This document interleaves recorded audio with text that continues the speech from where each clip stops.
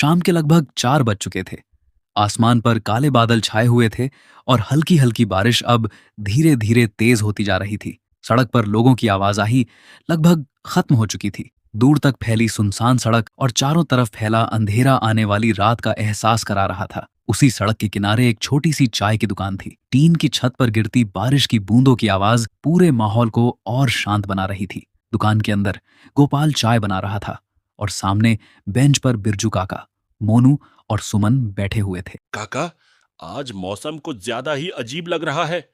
सुबह से बारिश हो रही है और अब तो सड़क भी खाली हो गई है। पता नहीं क्यों मन में एक अजीब सा डर लग रहा है। मोनू बेटा, डर हमेशा अंधेरे में नहीं होता। कई बार डर उस चीज में छुपा होता है जिसे हमारी आंखें देख नहीं पाती। कुछ रास्ते ऐसे होते हैं जिनकी कहानियां सिर्फ सुनने के लिए नहीं होती, उनसे दूर रहने के लिए होती हैं। बिरजू काका की बात खत्म ही हुई थी कि बारिश के शोर के बीच एक ऑटो की आवाज सुनाई दी। धीरे धीरे एक ऑटो दुकान के सामने आकर रुका। ऑटो से एक आदमी बाहर निकला। उसके कपड़े थोड़े भीग चुके थे और चेहरे पर परेशानी साफ दिखाई दे रही थी। उसका नाम उत्तम था। तभी ऑटो चालक ने पीछे से आवाज लगाई। उत्तम ने पैसे दिए और ऑटो बारिश के बीच धीरे धीरे दूर चला गया। कुछ ही सेकंड में उसकी आवाज भी अंधेरे में खो गई। उत्तम ने चारों तरफ देखा। सुनसान सड़क, तेज बारिश और बंद रास्ता देखकर उसने फैसला किया कि जब तक रास्ता ठीक नहीं होता, यहीं इंतजार करना बेहतर होगा। उत्तम चाय पीने लगा। बाहर बारिश लगातार हो रही थी। तभी मोनू की नजर बिरजू काका पर पड़ी। उत्तम ने भी चाय का कप हाथ में रोक लिया और बिरजू काका की तरफ देखने लगा। बाहर बारिश की आवाज के बीच बिरजू काका ने कहानी शुरू की। बिरजू काका ने कुछ पल के लिए चुप्पी साध ली। बाहर बारिश अब धीमी हो चुकी थी, लेकिन हवा में अभी भी ठंडक और अजीब सा सन्नाटा था। दुकान में बैठे सभी लोग ध्यान से उनकी तरफ देखने लगे। सुराज एक साधारण लड़का था। वह रोज की तरह उस दिन भी बाजार से कुछ सामान लेकर अपने घर लौट रहा था। शाम ढल चुकी थी और रास्ते पर अंधेरा धीरे धीरे बढ़ रहा था। उसके कंधे पर एक पुराना बैग था। बैग के अंदर उसकी मां ने भगवान जी की एक छोटी सी तस्वीर रखी थी। उसकी मां हमेशा कहती थी कि मुश्किल समय में भगवान का नाम इंसान को हिम्मत देता है। सुराज तेजी से कदम बढ़ाने लगा, लेकिन उसे नहीं पता था कि आगे का रास्ता उसकी जिंदगी की सबसे डरावनी रात बनने वाला था। रास्ते में चारों तरफ घना सन्नाटा था। दूर दूर तक कोई इंसान दिखाई नहीं दे रहा था। पेड़ों की परछाइयां जमीन पर अजीब आकृतियां बना रही थीं। चलते चलते अचानक सुराज को लगा जैसे उसके पीछे भी किसी के कदमों की आवाज आ रही है। सुराज रुक गया। उसने पीछे मुड़कर देखा, लेकिन वहां कोई नहीं था।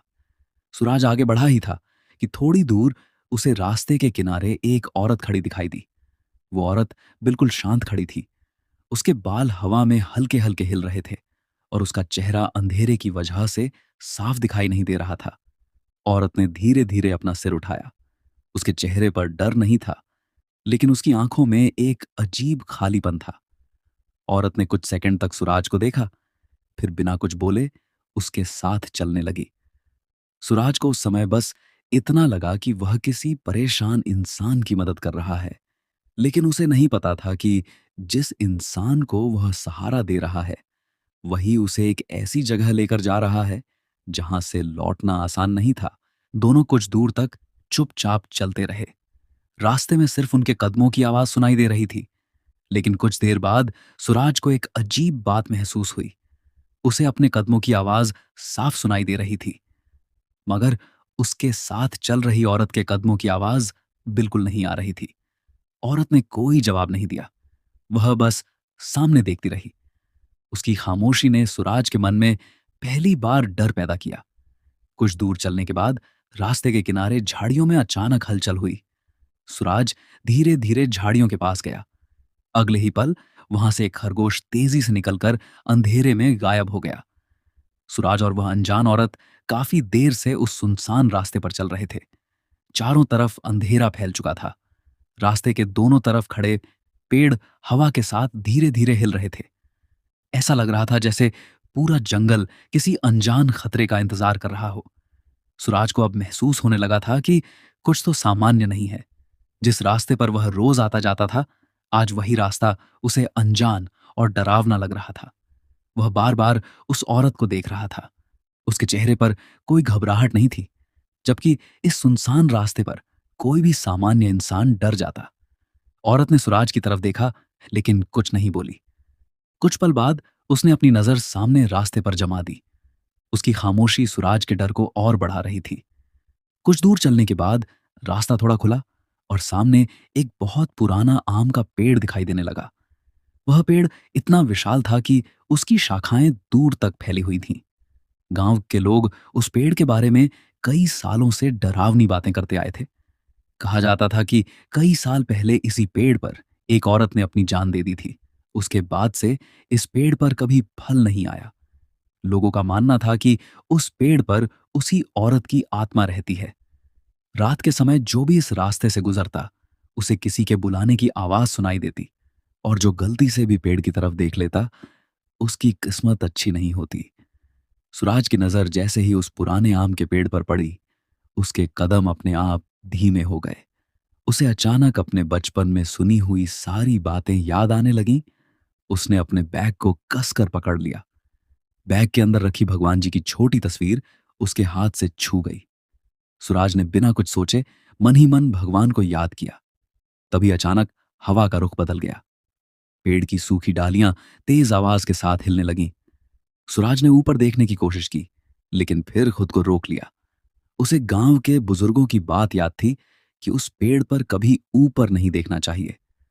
सुराज ने देखा कि उसके साथ चल रही औरत अब पेड़ के बिल्कुल पास खड़ी थी। उसका चेहरा अभी भी वैसा ही था, एक सामान्य औरत जैसा। लेकिन उसकी मौजूदगी अब सुराज को सामान्य नहीं लग रही थी। औरत ने पहली बार उस पेड़ की तरफ लंबे समय तक देखा। उसकी आंखों में एक अजीब सा भाव था, जैसे वह किसी पुराने दर्द को याद कर रही हो। सुराज उसकी बात समझ नहीं पाया, लेकिन उसके दिल में डर अब पहले से ज्यादा बढ़ चुका था। तभी अचानक पेड़ की एक ऊंची डाल से कुछ हिलने की आवाज आई। सुराज का शरीर कांप उठा। उसे महसूस हुआ जैसे ऊपर कोई मौजूद है। सुराज कुछ पल तक उसी जगह खड़ा रहा। उसकी नजर बार बार उस पुराने आम के पेड़ की डालियों पर जा रही थी। अंधेरा इतना गहरा था कि कुछ साफ दिखाई नहीं दे रहा था, लेकिन दिल बार बार उसे चेतावनी दे रहा था कि वहां कुछ ऐसा है जिसे देखना उसके लिए ठीक नहीं होगा, जैसे कुछ गलत दिखाई दे रहा है। लेकिन अंधेरे की वजह से वह ठीक से समझ नहीं पाया। सुराज ने अपनी पूरी हिम्मत जुटाई और अचानक पीछे मुड़कर भागने लगा। उसके कदम तेजी से रास्ते पर पड़ रहे थे। पीछे से पेड़ की डालियां जोर जोर से हिलने लगीं, लेकिन उसने पीछे मुड़कर नहीं देखा। उसे सिर्फ अपनी मां की बात याद थी, मुश्किल समय में डर को मत देखना बेटा, बस भगवान को याद रखना। सुराज लगातार भागता रहा। पीछे से एक धीमी हंसी सुनाई दी। वो हंसी धीरे धीरे तेज होती गई, लेकिन सुराज रुका नहीं। काफी दूर भागने के बाद आखिरकार सुराज अपने गांव के पास पहुंच गया। उसका शरीर कांप रहा था, सांसें तेज चल रही थीं। घर का दरवाजा देखते ही उसने पूरी ताकत से उसे खटखटाया। दरवाजा खुलते ही सुराज जमीन पर गिर पड़ा। घरवालों ने उसे संभाला, लेकिन सुराज की आंखों में जो डर था, उसे देखकर सभी समझ गए कि उसके साथ कुछ बहुत भयानक हुआ है। सुबह सुराज ने पूरी घटना गांव वालों को बताई। लोगों ने उस रास्ते और उस पुराने आम के पेड़ की बात सुनी तो उनके चेहरे बदल गए। इतना सुनाकर बिरजू काका कुछ पल के लिए शांत हो गए। चाय की दुकान में बैठे सभी लोग बिना कुछ बोले उनकी तरफ देख रहे थे।